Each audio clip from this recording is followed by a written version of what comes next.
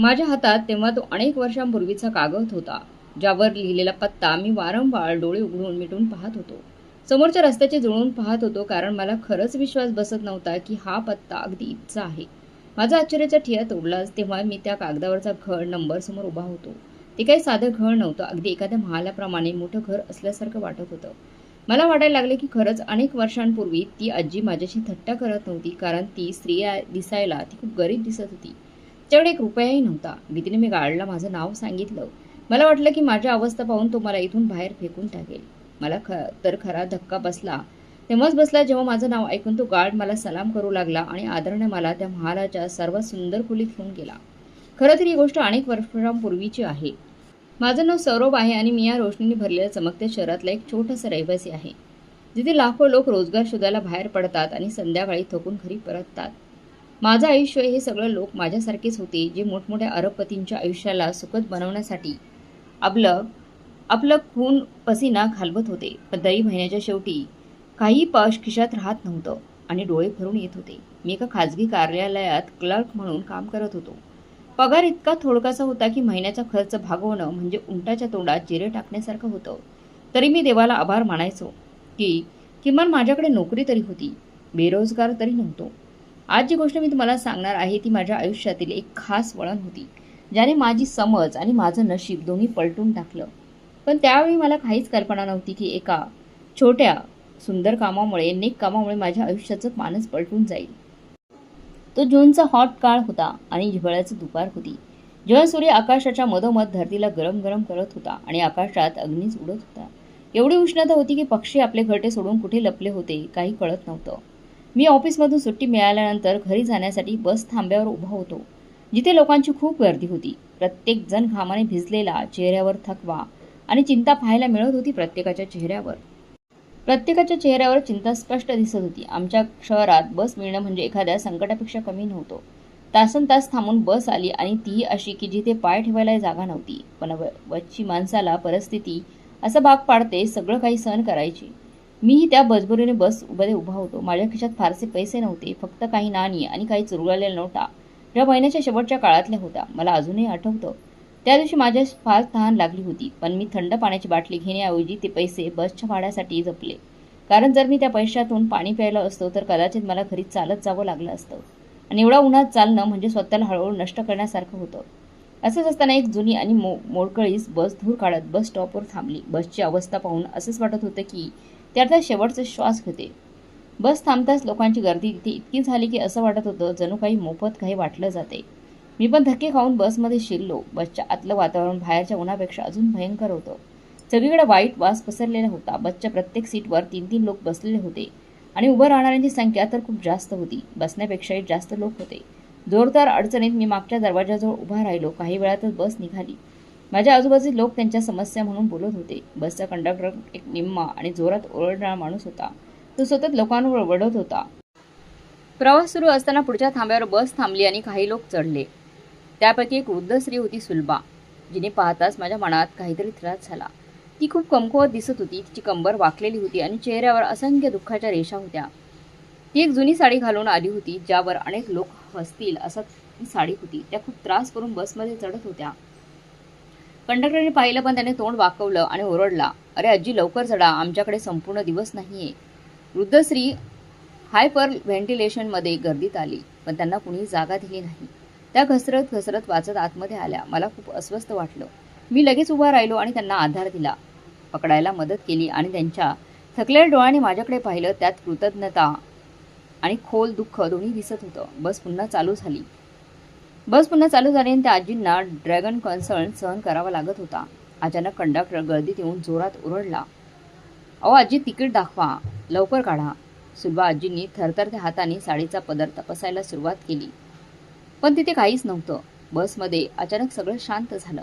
सगळेजण शांत बसले. कंडक्टर रागाने ओरडला, "आजी, तुम्ही मला भाजीवाला समजला आहात का? पैसे नसतील तर तुम्ही बसमध्ये का चढला? का मध्ये बसमध्ये तुम्ही आलात? फुकट प्रवास करायचा आहे का तुम्हाला?" हे ऐकताच सुलभा आजींच्या डोळ्यात अश्रू येऊ लागले. त्या कापणाऱ्या आवाजात म्हणाल्या, "बेटा, माझ्याकडे पैसे होते, पण कदाचित बसमध्ये चढताना कुठेतरी पडले असतील. आता माझ्या पदरामध्ये पैसे बांधलेले नाही. कुठे पडले मला माहीत नाही." कृपया देवासाठी मला पुढच्या स्टॉपवर सोडून दे, मी चालत जाईन. कंडक्टर जोरात हसला आणि त्यांचा अपमान करायला लागला. ते पाहून माझा राग अनावर झाला. माझ्या खिशातले शेवटचे पैसे मी काढले आणि कंडक्टरच्या हातात दिले. आवाज काढून त्याला म्हटलं, हे घे बाबा, तुझं भाडं घे, पण आता तोंड तोंड बंद कर. अजून एक शब्द बोललास तर खबरदार. हे ऐकून कंडक्टर मात्र शांत झाला. मी सुलभाजींना आधार देऊन बसवलं आणि तिथल्या एका तरुणाला उठवून त्यांना जागा दिली. त्यांनी मला आशीर्वाद दिला. प्रवास चालू असतानाच आजी वारंवार माझ्याकडे पाहत होत्या. त्या अजिबात सामान्य वाटत नव्हत्या. पुढच्या स्टॉपला त्या उतरायला तयार होत्या तेव्हा त्यांना मला थांबवलं आणि आपल्या साडीच्या पदरात बांधलेलं एक गाठ उघडली. त्यातून एक जुना कागदाचा तुकडा काढला आणि माझ्या हातात दिला. त्या म्हणाल्या, बेटा, माझ्याकडे तुला देण्यासाठी पैसे नाहीत, पण हा कागद जपून ठेव. हा तुझ्या चांगल्याचं फळ आहे. जेव्हा तू आयुष्यात खूप हातभर होशील ना, जेव्हा तुला वाटेल की तुझ्यासाठी सगळे रस्ते बंद झालेत आणि तुला आधार देणारा कोणी उरला नाही, तेव्हा हा कागद उघड आणि त्यावर लिहिलेल्या पत्त्यावर ये. मी तो कागद माझ्या शर्टच्या खिशात ठेवला. आजी बसमधून उतरल्या आणि गर्दीत अचानक गायब झाल्या. मी घरी पोहोचलो तेव्हा खूप थकलेलो होतो. तर कागद कपाटाच्या दाराखालच्या जुन्या वर्तमानपत्रांच्या खाली दाबून ठेवला आणि मी विसरूनच गेलो. आयुष्य आपल्या मार्गाने चालूच राहिलं. नोकरी, गरिबी आणि संघर्ष सुरूच होता. अनेक महिने आणि वर्ष गेली. महागाई वाढली, माझी नोकरी धोक्यात आली आणि मी रात्रीच्या वेळी विचार करू लागलो की नोकरी गेली तर पुढे काय होईल? माझ्या वृद्ध आई वडील आणि भावांचं काय होईल? या भीतीच्या सावलीत वेळ चालला होता आणि तो कागदाचा तुकडा माझ्या कपाटाच्या वर्तमानपत्रांच्या खाली अंधारात पडून राहिला होता. मी बरीच वाट बघत होतो, पण मला अजिबात आठवत नव्हतं की मी सुलभा आजींची मदत केली होती आणि त्यांनी मला कुठल्या तरी पत्त्याचा सल्ला दिला होता. तिकडे नशीब शांतपणाने आपलं जाळं मिनत होतं आणि हळूहळू मला त्या कठीण परीक्षेकडे नेत होतं. ज्याबाबत त्या आजी म्हणाल्या होत्या, अशी परीक्षा जी मला पुरेपूर तुटवून टाकणार होती आणि मग ज्या कागदाची आठवण येणार होती. बसमध्ये झालेली छोटीशी घटना खरं तर एक मोठ्या नाटकाचा पहिला भाग होता आणि आता त्याचा पडदा उघडणार होता. माझ्या आयुष्याला सगळ्यात कठीण काळ, ज्याने मला त्या मुक्कामापर्यंत आणलं जिथे माझी आजी माझी वाट पाहत होती. पण तेव्हा मी रोजच्या धकधकाच्या अडकलेलो होतो. मला कोणी सांगितलं नसल्यामुळे ते विसरलेला कागद माझ्या खिशात पडून होता, ज्याचं माझं नशीब पलटण्याची ताकद होती. बसचा तो प्रवास संपला, पण आयुष्याची खरी सुरुवात आणि परीक्षा आता होणार होती. माझ्या ऑफिसचं वातावरण हळूहळू बदलू लागलं. जे जुने मोठे साहेब होते ते सगळे निवृत्त झाले आणि त्यांची जागा नवीन प्रशासनाने घेतली, ज्यांचा एकच उद्देश होता, फक्त नफा कमावणं आणि कर्मचाऱ्यांना जास्तीत जास्त वापर करणं. माझ्यासाठी ऑफिसला जाणं आता मानसिक छळासारखं झालं होतं, कारण तिथे रोज माझा बऱ्याच मोठ्या माणसांच्या बुटाखाली अपमान केला जायचा. पण पोट भरायला आणि खर्च चूल पेटवायला लागलेली जबरदस्त गरज माझ्या पायात बेड्या टाकत होत्या. मी सगळं शांतपणे सहन करत होतो आणि माझ्या कामात मग्न होतो. तो दुर्दैवी दिवस मला अजूनही आठवतो, जेव्हा मी नेहमीप्रमाणे ऑफिसला पोहोचलो. तिथे वेगळीच शांतता पसरलेली होती.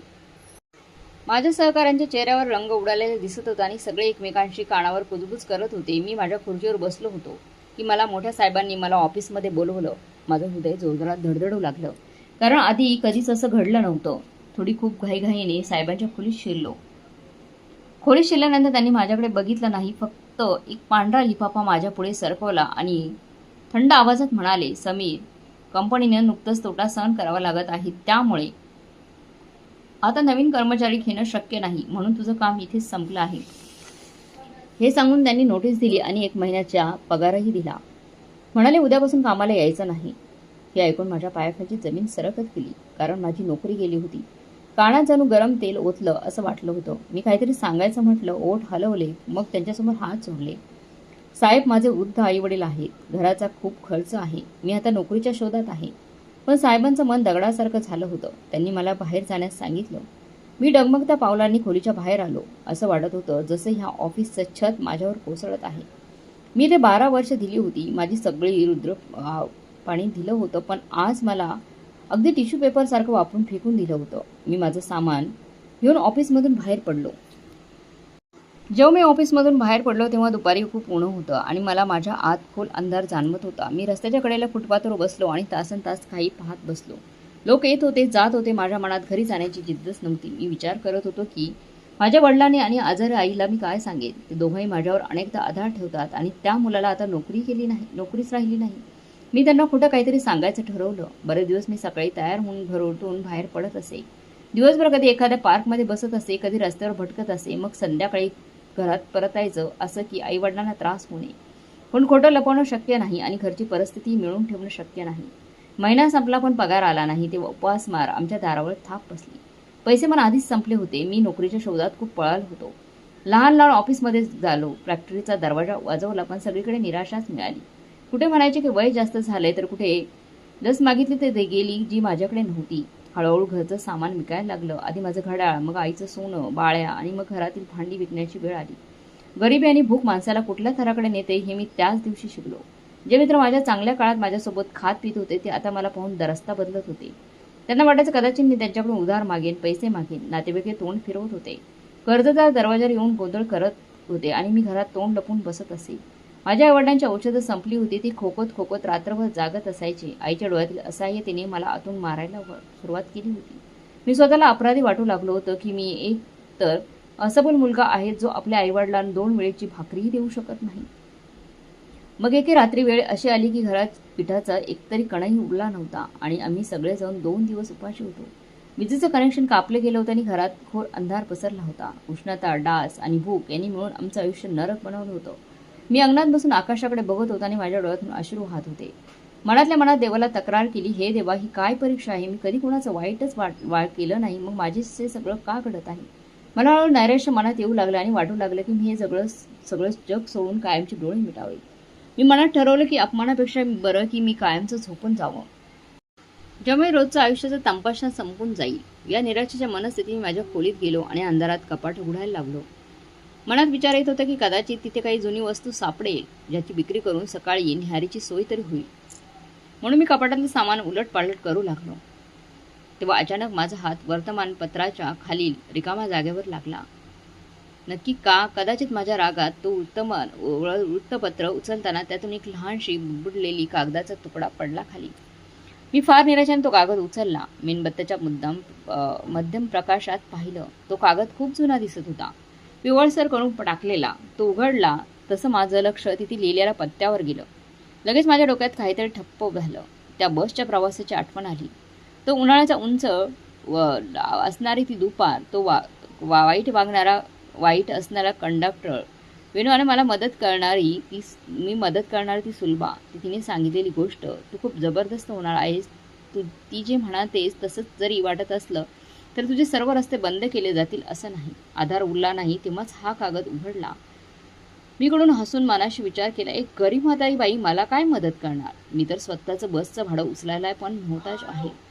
ती स्वतःचं बस उचलायला मोहताज आहे. तिने मला काय देणं असेल असं तर एक आश्रमाचा पत्ता देईल जिथे गरिबांना अन्न मिळत असेल, किंवा कुठली तरी संस्था असेल. आधीच मी ठरवलं होतं की हे फेकून देईन, पण पोटात भुकेचा त्रास आणि आईच्या खोकल्याचा आवाज ऐकून माझे हात थोडेसे थांबले. बुडत्याला काठीचाही आधार खूप मोठा असतो. त्यावेळी त्या अवस्थेत मी होतो. कुठलीही आशा सोडण्याची हिंमत नव्हती मला. मनात विचार आला की असो, दारातरी लाथा खातच आहे मी. एकदा तिथे जाऊन पाहिलं, त्या पत्त्यावर गेलं तर काय हरकत होती? कदाचित तिथून काही चांगले मिळेल, काही राशन तरी मिळेल, किंवा एखादी लहान मोठी नोकरी तरी नक्कीच मिळेल. त्या पत्त्यावर नक्की जायला हवं. संपूर्ण रात्र माझ्या डोळ्याला झोप लागली नाही आणि सकाळ होताच मी ठरवलं की नक्कीच त्या पत्त्यावर जाईन. माझ्याकडे भाड्याचे पैसे देखील नव्हते, म्हणून मी पायी जायचं ठरवलं. मी इथे इकडे तिकडे चौकशी करून त्या पत्त्याबद्दल माहिती जमवली तर तो पत्ता शहराच्या दुसऱ्या टोकाला होता. तो माझ्या घरापासून खूप दूर होता. तो भाग श्रीमंतांचा होता, जिथे आलिशान आणि स्वच्छ रस्ते होते आणि जिथे गरिबांचं पोहोचणं अगदी शक्यच नव्हतं. मी माझे जुने बूट घातले, जे ठिकठिकाणी जवळजवळ फाटलेले होते, आणि शर्टवरचा डाग काढायचा परीक्षा केला, पण काहीच फायदा झाला नाही. म्हणजे वाटू नये की मी कुठल्या भिकाऱ्याप्रमाणे दिसत आहे.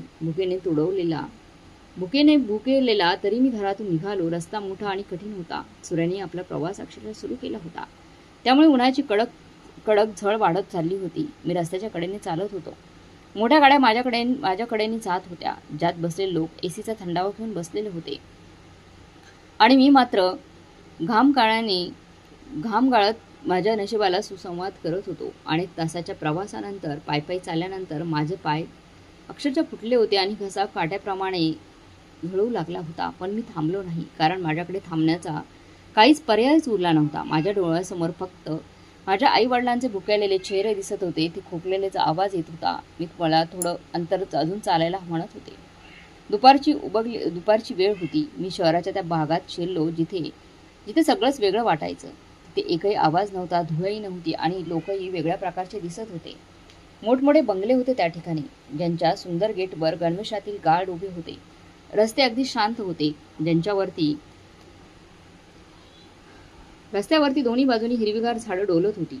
इथे आल्यावर माझ्या गरिबीची जाणीव मला आणखी जळजळून जाणवू लागली. मी स्वतःला एक अनोळखी आणि नकोसा माणूस वाटत होतो, ज्याला या स्वर्गासारख्या ठिकाणी कोणतंही काम नव्हतं. मी वारंवार माझ्या खिशातून तो पत्ता काढून पाहत होतो की नक्की हा तोच पत्ता आहे का, आणि ती तिकडे लिहिलेली नावे वाचत असे. मला आश्चर्य वाटत होते की त्या आजीने मला इथला पत्ता का दिला असेल. त्या आजी नक्की इथे राहत होत्या का? त्या कुठल्याही बंगल्यात काम करत होत्या का? त्या एखाद्या श्रीमंत घरचे मोलकरीण होत्या का? जर तसे असते तर मग त्या माझी कशी मदत करू शकतील बघूयात. खरंच त्या माझ्या मदत करतील का? त्यांनी मला या पत्त्यावर का बोलवलं? मला इथे माळी की चौकीदाराची नोकरी मिळेल असाच विचार करून मी माझे पाऊल अजून वेगाने टाकायला सुरुवात केली. शेवटी इकडे तिकडे फिरत फिरत मी त्या गल्लीमध्ये पोहोचलो. जिचे नाव कागदावर लिहिले होतं त्या पत्त्यावर लिहिलं होतं. ही गल्ली त्या भागातील सगळ्यात VIP अशी वाटत होती. इथली घरं म्हणजे घर नव्हे, अगदी महालासारखी दिसत होती. हे सगळं पाहून माझं मन जोरजोरात धडधडू लागलं. मी एक एक करून सगळे नंबर पाहायला सुरुवात केली. घर नंबर 30, घर नंबर 40, घर नंबर 45 आणि मग माझं लक्ष त्या घराकडे वळलं, ज्या घराचा नंबर माझ्या कागदावर होता. घराच्या पायथ्याशी थांबली आणि माझं तोंड आश्चर्याने उघडच राहिलं. हे काही साधं घर नाहीये, तर एक फार मोठं घर आणि शानदार महाल होता एक प्रकारचा, ज्याच्या 4 भिंती इतक्या उंच होत्या की आतलं काही दिसत नव्हतं. पांढऱ्या संगमरवरी दगडापासून बनवलेलं ते घर, त्यांचं तो गेट खूप मोठं आणि सोन्याच्या रंगाचं नक्षीकाम केलेलं होतं. सूर्यामध्ये तो गेट जोरात चमकत होता. गेटच्या दोन्ही बाजूला मोठमोठे सिंहाचे पुतळे होते आणि कॅमेरे प्रत्येक येणाऱ्या जाणाऱ्या माणसावर नजर ठेवत होते. माझं मन थक्क झालेलं होतं. मला स्वतःच्या डोळ्यांना विश्वास बसत नव्हता. खरंच काय असं? हा ॲड्रेस मला आजींनी असा कसा दिला होता? आजी खरंच इथे राहते का? ती आजी इथे राहणं अगदी अशक्यच आहे, कारण त्या तर एक रुपयासाठी मोहताज होत्या. त्या इतक्या मोठ्या महालात कशा राहू शकतात? मला वाटत होतं की त्यांनी पत्ता नक्कीच चुकून दिला होता वाटतं, नाहीतर ते इथे भीक मागायला येत असतील आणि चुकून मलाही त्यांचा पत्ता दिलाय आणि त्यांच्यासोबत मला बोलवलं असेल, ज्यामुळे मी त्यांच्यासोबत हेच काम करू शकेल. माझ्या मनात हजारो विचारांची गोंधळ सुरू झाला होता. मी ठरवलं की इथून लगेच निघून जायला हवं.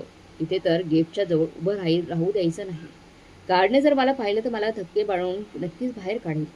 मी माझ्या सद्यस्थितीकडे पाहत होतो. माझे कपडे खानेरडे आणि केस विस्कटलेले इकडे तिकडे होते. मला नक्कीच वाटलं की मला इथून घाबरून हाकलून देतील. चेरळ धूळ साचून होते आणि पूर्ण फाटलेली होते बूट. मी या शाही महालासमोर अगदी डागासारखा वाटत होतो. पण मग माझ्या लक्षात आलं की मी इतक्या दूर पाय तुडवत इथपर्यंत आलो आहे आणि आता तर माझ्याकडे गमवायला काहीच उरलेलं नाही. अपमान तर अक्षरशः मी रोज सहन करत होतोच. इथून लाथ मारून बाहेर काढलं तर काय फरक पडणार आहे? म्हणून मी पुन्हा हिंमत केली आणि थरथरत्या पावलांनी गेटकडे पुढे जाऊ लागलो. मन गळ्यात अडकल्यासारखं वाटत होतं, असं की कुणी गाड येऊन मला थोबाडीत मारून मला इथून हाकलून देईल, परत पाठवेल. गेटजवळ पोहोचलो तेव्हा तिथल्या एका इंटरकॉमकडे माझं लक्ष गेलं. मी थरथरत्या हाताने मी ते बटन दाबलं आणि काही क्षणांचा जोराचा आवाज आला. जी कोण आहे? माझ्या घशात माझाच आवाज फसफसला. मी खूप मुसळधार थुंकी अक्षरशः गिळली आणि म्हणालो, मी समीर आहे. मला एक आजींनी हा पत्ता दिला होता. अजून माझं बोलणं पूर्ण झालं नव्हतं की अचानक दुसऱ्या बाजूनी सगळं शांत झालं. मला वाटलं कदाचित तो ऐकणारा माणूस निघून गेला असेल किंवा आत बसलेला गार्ड एकमेकांशी काहीतरी माझं बोलणं ऐकून माझ्यावर हसत असतील. हा विचार करून मी निराश होऊन वळणारच होतो तेव्हा अचानक गेटच्या आतून कोणीतरी थांबण्याचा आवाज आला. जोरात पळत येण्याचा आवाज आल्याने मग तो जबरदस्त गेट एका हलक्या आवाजासोबत आपोआप उघडा होऊ लागला. ते पाहून मी माझ्या जागेवरच शांतपणे थांबलो होतो. गेट उघडला की समोरचा नजारा असाच एखाद्या स्वप्नासारखा होता. आत एक खूप मोठा हिरवागार लॉन होता, ज्यात हजारो रंगीबेरंगी फुलं फुललेली दिसत होती आणि त्यातच एक खूप सुंदर फवारा चालू होता. त्या लॉनच्या अगदी समोर ती जबरदस्त इमारत दिसत होती, जी अगदी चित्रपटातील हिरोईनलाही टक्कर देऊ शकली असती, पण जास्त थक्क करणारी होती. थक्क करणारी गोष्ट ही इमारत नव्हती तर गेटच्या आत उभे जे ते लोक होते जे कदाचित माझ्यासाठीच थांबले होते. एक शानदार तरुण जो खूप महागडा तो सूट घातलेला होता आणि त्याच्या मागे अनेक नोकर युनिफॉर्ममध्ये उभे होते. मला पाहताच त्या तरुणाच्या चेहऱ्यावर असं हास्य फुटलं, जणू काही त्याला कोणता तरी हरवलेला खजिना सापडला आहे. हे सगळं पाहून मला खूप घाबरल्यासारखं वाटलं. मला वाटलं कदाचित हे लोक मला पोलिसांच्या ताब्यात देणार आहेत किंवा मी चुकून कुठलं तरी चुकीचं बटन दाबलंय. मी मागे हटण्याचा प्रयत्न करून माफी मागायला सुरुवात केली. साहेब, मला माफ करा, कदाचित मी चुकीच्या जागी आलोय असं म्हणत होतो, पण त्या तरुणाने पुढे येऊन आदराने आणि आत्मविश्वासाने सांगितलं, नाही समीर साहेब, आपण अगदी बरोबर जागी आले आहात. आम्ही बराच काळ तुमची वाट पाहतो आहोत. असं ऐकून मला वाटलं की मी नक्कीच वेडा झालोय. मला काहीतरी वेगळंच दिसतंय की हे सगळं स्वप्न आहे की काय, कारण त्या तरुणाने म्हणालं होतं की तो कित्येक वर्षापासून माझीच वाट पाहतोय. अशी माणसं ज्यांच्याकडे खाण्यासाठी अन्नाचा तुकडाही नाही, ती माणसे माझ्याकडे वाट पाहत आहेत. मी थोडा अनवधानाने म्हणालो, पण तुम्ही मला असं कसं ओळखता आणि ती आजी कुठे आहेत? तरुणाने आदराने रस्ता बाजूला करून मला आत यायचा संकेत दिला आणि म्हणाला, पहिलं आत या, तुमच्या सगळ्या प्रश्नांची उत्तरं आतच द्या. मी जणू काही रोबोटसारखं चालत त्या महालाच्या आत गेलो. माझे घाणेरडे बोटं कपडे त्या महागड्या फरशीवर पडत होते, ज्यामुळे मला खूप लाज वाटत होती. पण तो तरुण मला असं काही घेऊन जात होता, अगदी जणू मी एखादी VIP पाहुणा आहे. आम्ही चालत चालत त्या महालाच्या मुख्य दरवाजापर्यंत पोहोचलो, जो पूर्णपणे काचांचा बनलेला होता. जसं आम्ही तो दरवाजा ओलांडला, थंड हवेच्या झुळकीने माझं स्वागत झालं. आतलं दृश्य बाहेरपेक्षा जास्त सुंदर आणि सुखद होतं. महागडे झुंबर, मऊ आणि नाजूक गालिचे आणि भिंतीवर लावलेली महागडी पेंटिंग्स, हे सगळं माझ्या मेंदूत लय भारी चोरी करत होतं. तो तरुण मला घेऊन एका मोठ्या हॉलमध्ये खोलीत गेला, जिथे भिंतीवर एक खूप मोठा फोटो लावलेला होता. त्या तरुणाने त्याकडे बोट दाखवून म्हटलं, तुम्ही यांना ओळखता का? मी नजर वर करून त्या फोटोला पाहिलं आणि जेव्हा मी तो फोटो पाहिला तेव्हा डोकं गरगरायला लागलं, श्वास थांबला. तो फोटो कुणाचा तरी नव्हता, तर सुलभा आजींचाच होता. तो फोटो ज्यांना मी काही वर्षांपूर्वी त्या बसमध्ये पाहिलं होतं, त्यांना मदत केली होती. मग त्या फोटोमध्ये आजी फाटलेल्या कपड्यात नव्हत्या, तर अगदी महाराणीसारख्या सोन्याच्या हिऱ्यांच्या दागिन्यात सजलेल्या होत्या. त्यांच्या ओढ्यातले शांत हसणं तेच होतं जे शेवटच्या वेळी बस स्टॉपवर मी पाहिलेलं होतं. मला माझ्या डोळ्यांवर विश्वास बसत नव्हता. त्या तरुणाकडे पाहून म्हटलं, अरे, ही तर तिच्या तीच आजी आहे. पण हे सगळं काय आहे? हा महाल म्हणजे काय? त्यांचे फोटो पाहून लक्षात आलं की ती एक गरीब बाई होती. तरुणाने माझ्या डोळ्यात डोकावत खोल श्वास घेतला आणि मग एक रहस्य सांगितलं, ज्याने माझं सगळं जगच हलवलं. त्यानेच म्हटलं, समीर साहेब, ही माझी आजी आहे. ती या शहरातील सर्वात श्रीमंत महिलांपैकी एक होती. पण तिला माझ्याशिवाय कोणताच वारस नव्हता. आणि तेव्हा मी खूप लहान होतो. आजींना एक वेगळी सवय होती, ती म्हणजे माणुसकीची परीक्षा घेणं त्यांना आवडायचं. त्या अनेकदा विश्रांतर करून बसमध्ये सामान्य माणसासोबत बसायच्या. बसमध्ये बसून त्या माणुसकीची परीक्षा घ्यायच्या. प्रवास करत होतो तेव्हा असं पाहायचं होतं की या शहरात कुणीतरी अजूनही असं आहे की जो कोणत्याही हेतू किंवा स्वार्थाशिवाय मदत करायला तयार आहे. तो पुढे म्हणाला, मी आणि माझे लोक वर्षानुवर्ष असंच करत आलो आहोत, पण दरवेळी निराश होऊन घरी परतत असतो. लोक आमची थट्टा करायचे, हसायचे, पण त्या दिवशी, त्या गरमीच्या दिवशी तुम्ही जे केलं ते कोणीच केलेलं नव्हतं. मी दगड झालो होतो त्यांचं बोलणं ऐकून. मला विश्वासच बसेना की ते सोपी नाणी जी मी कंडक्टरला दिली होती त्यांची किंमत एवढी असू शकत होती. तरुणाने आपलं बोलणं सुरू ठेवलं. आजी त्या दिवशी घरी परतल्यावर खूप खूप खुश होत्या. त्यांनी सांगितलं की त्यांना त्यांचा वारस सापडला आहे, असा माणूस ज्यांचं हृदय सोन्यासारखं स्वच्छ आहे. तेव्हा त्यांनी संपत्ती वाटपाचं पत्र पण लिहिलं होतं आणि असं सांगितलं होतं की जेव्हा तो माणूस हा कागद घेऊन या ॲड्रेसवर येईल, त्याला सन्मानाने आणि प्रेमाने घरात घेतलं जावं. मी थरथरत आवाजात म्हणालो, आणि त्या आता सध्या कुठे आहेत? मला त्यांना भेटायचं आहे.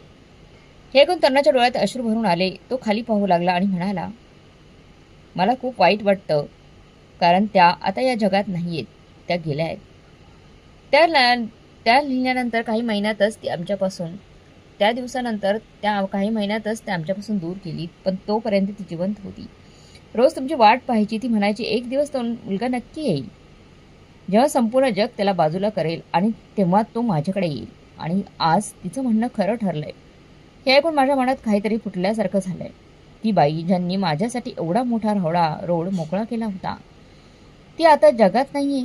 त्या तरुणाने एक फाईल माझ्याकडे दिली आणि म्हणाला, ही आजींची प्रॉपर्टी आहे समीर साहेब. त्यांनी त्यांच्या मालकीच्या मालमत्तेतील एक मोठा भाग दिलेला आहे. त्यांच्या फॅक्टरीची देखरेख तुमच्या नावावर होती. त्यांना असं हवं होतं की त्यांची संपत्ती अशा माणसाच्या हातात जावी किंवा त्यांच्या नावावर व्हावी जो दुःख, दर्द आणि समाजातील गरिबी समजू शकतो, जो गरिबांचे हाल पाहून हसत नाही तर त्यांना मदत करतो. माझ्या थरथरत्या हातातून ती फाईल पाहून मी वाचली. माझे डोळे फाईलवरच होते आणि माझ्या मनात विचार चालू होते की देवाची लीला किती विचित्र असते. तो कसा रस्ते बनवतो. मी घरातून भीक मागायला निघालो होतो आणि इथे चक्क मला एक चांगली संधी मिळाली.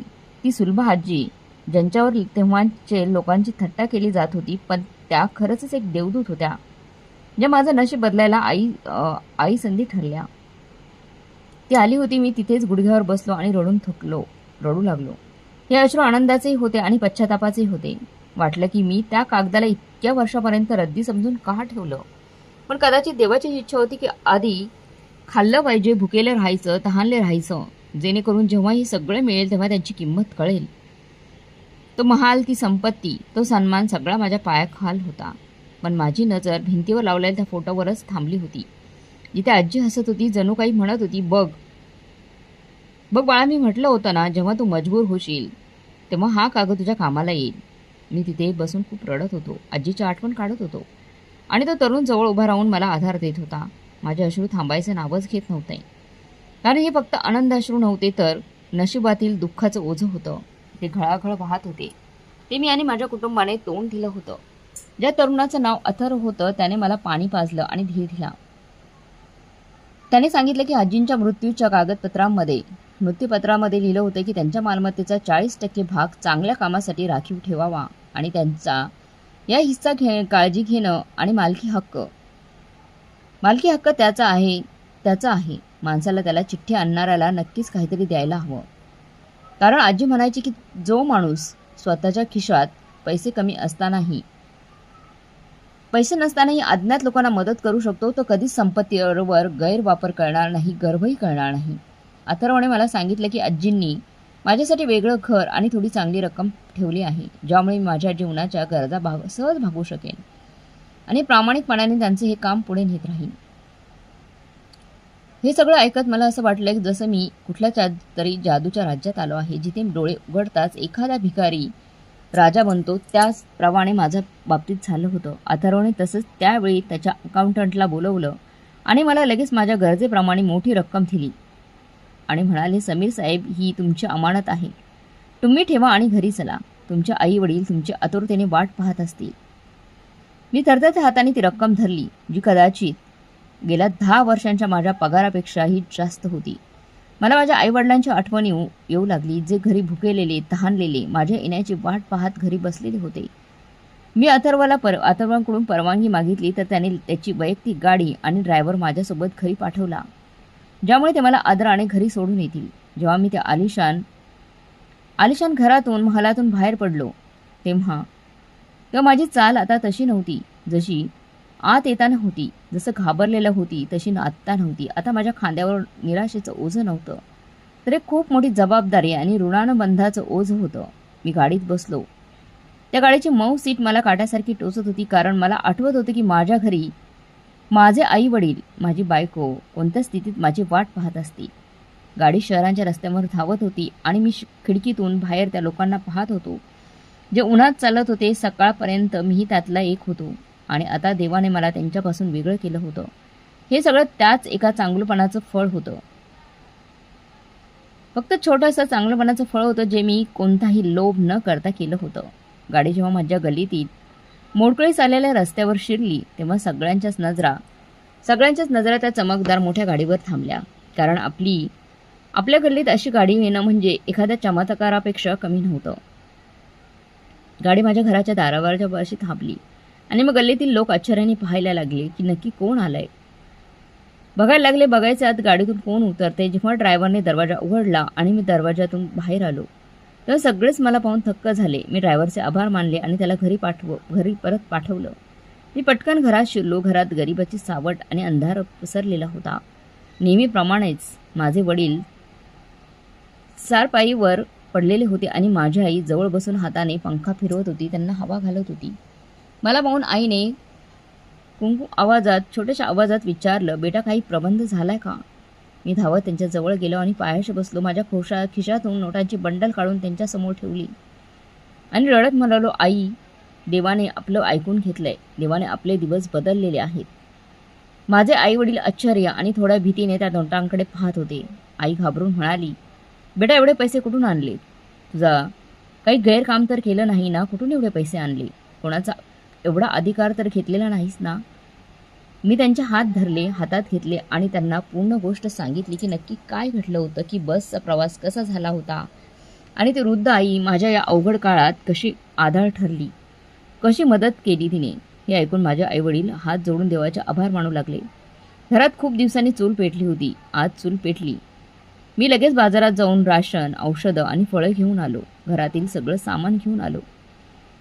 त्या रात्री आम्ही पोटभर जेवण केलं आणि शांत झोप लागली. दुसऱ्या दिवशी अथर्वने जुनी कायदेशीर कामगिरी पूर्ण केली आणि मला आजींच्या समाजसेवेच्या संस्थेचे हेड बनवलं. मला राहायला एक भारी आलिशान घर मिळालं आणि सुंदरसं घर मिळालं आणि मी माझ्या आईबाबांना तिथे घेतले आणि तिथेच शिफ्ट झालो.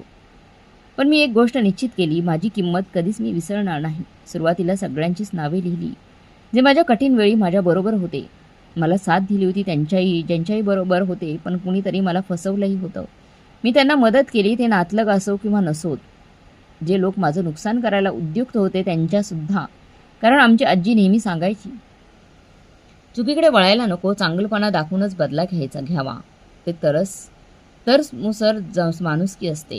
त्या बसच्या थांब्यावर गेलो आणि आमच्या कंडक्टरला शोधलं. तोच आमची आज बदनाम केलेला होता. तो दिवस अजूनही आठवत आहे. त्या स्थितीत असताना मी माझी ओळख करून दिली तर तो थोडा लाजला. त्याने सगळं सांगितलं. मी त्यालाही नोकरी दिली, जेणेकरून त्याला कळेल की आदर केल्यानेच आदर मिळतो, गरिबांना मदत केल्याने चांगलंच होतं. मी आजींच्या मृत्यूपत्राप्रमाणे गरिबांसाठी जेवणाच्या रांगा सुरू केल्या, रुग्णालय बांधलं आणि विधवांसाठी मदतीचा फंड तयार केला. मी रोजच तिथे जात असे आणि माझ्या हाताने लोकांना जेवण वाढायचं. अथर्व माझ्यासोबत काम करायचा. तो मला आजींच्या गोष्टी सांगायच्या, कसं वेश बदलून लोकांच्या वागण्यावर लक्ष ठेवायचं. वेळ गेली आणि मी शहरात एक प्रसिद्ध माणूस बनलो. लोक माझा आदर करू लागले, मान सन्मानाने पाहू लागले. मग पण माझ्या मनात आजही तो समीर जिवंत होता, जो बसमध्ये धक्का खायचा. मी खूप वेळ बागेत एकटा बसायचो आणि त्या जुन्या सुरकतलेल्या कागदाला बघायचो, ज्याला मी फ्रेम करून माझ्या खोलीत लावून ठेवले होते. तो कागद मला आठवत असायचा की माणसाची खरी कमाई संपत्ती नाही तर तो आशीर्वाद असतो, जी एखाद्या मजबूर माणसाच्या हृदयातून निघलेली असते. सुलभा आजी या जगातून गेल्या होत्या, पण माझ्यामध्ये जिवंत होत्या. त्यांनी लावलेलं रोप आता एक मोठं झाड झालं होतं, ज्यांच्या सावलीत हजारो लोक येत होते. मी खूप वेळ आजींच्या फोटोसमोर बसायचो.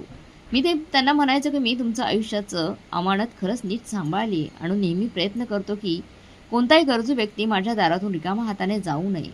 ही गोष्ट फक्त माझी नाही तर त्याही प्रत्येक माणसाची आहे, जे चांगुलपणावर विश्वास ठेवतात. माझ्या आयुष्याच्या प्रवासाने मला समजले की देव कधीच कोणालाचा चांगुलपणा व्हायला घालवत नाही.